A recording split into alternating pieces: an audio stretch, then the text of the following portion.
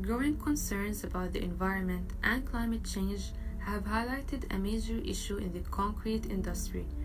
After transportation and electricity production, the cement production is the third largest source of carbon dioxide emissions in the world.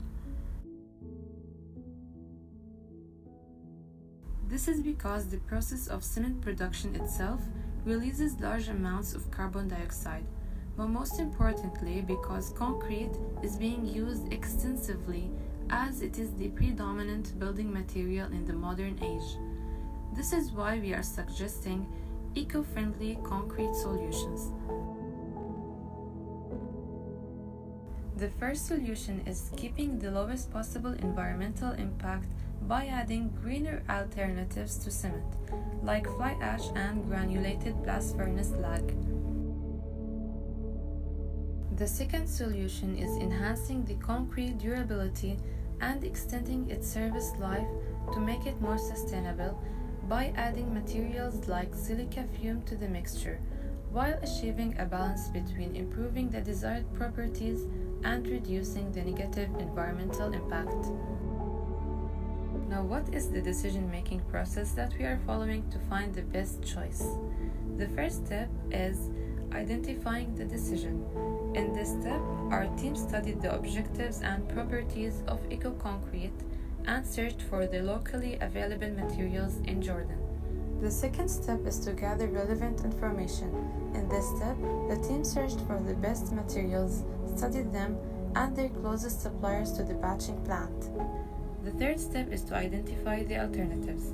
In this step, we summarized the gathered data to identify the alternatives so that they were ready for the next step.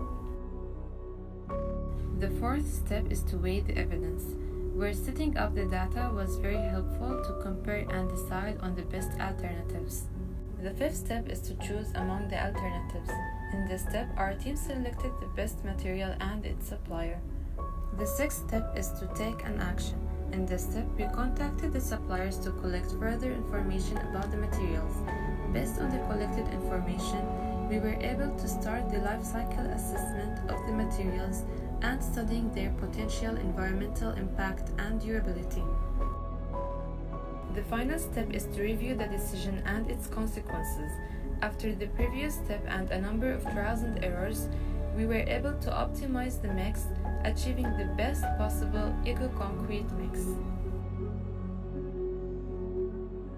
These were the possible alternatives and suppliers of the cementitious material and aggregates. For the cementitious material supplier, we chose on the closest one to the batching plant and the one that had all the alternative cementitious material required in the mix. Now, how did the life cycle assessment tool help the team in the decision-making process?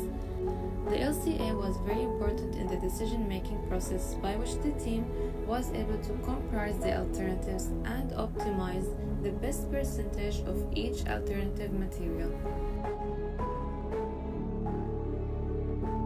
Now, what is the difference between the base case scenario and the alternative case scenario? Both mixtures had very similar mix design, and the only noticeable difference was the type of the cementitious material used.